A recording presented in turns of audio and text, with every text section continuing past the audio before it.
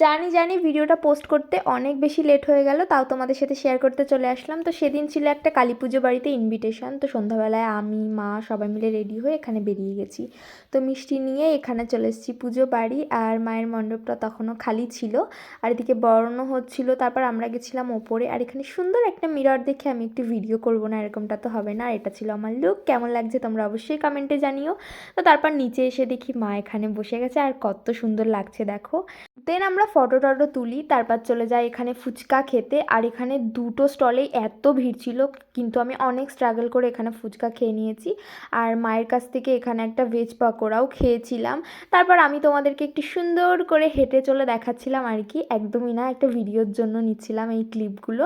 তো দেন তারপর নিজের জন্য একটা পকোড়া নিয়েছি, যেটা আমি ভাবছিলাম খাবো না, কিন্তু দেখো দেখো আমি নিয়েছি। আর এখানে আমার প্লেট নিয়ে সবাই কাড়াকুড়ি করছে, সেখান থেকে জাস্ট দুটো খেয়েছিলাম। আর এখানে আমি কফিও একটু খেয়েছিলাম, পুরোটা খাইনি যেহেতু মিল্ক দেওয়া ছিল।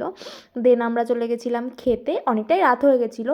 আর খাওয়ার ওখানে গিয়ে কী কী কাণ্ড ঘটিয়েছি তার কোনো ঠিক নেই। দেন এখানে প্রসাদ খাই, যেটা কিন্তু খেতে খুবই সুন্দর ছিল, আর মাও বসেছিল এখানে। তারপর তাড়াতাড়ি করে আমরা খাওয়া কমপ্লিট করি আর বেরিয়ে এখানে চলে যাই গান শোনার জন্য, কারণ স্টেজে এখানে খুব সুন্দর গান হচ্ছিল।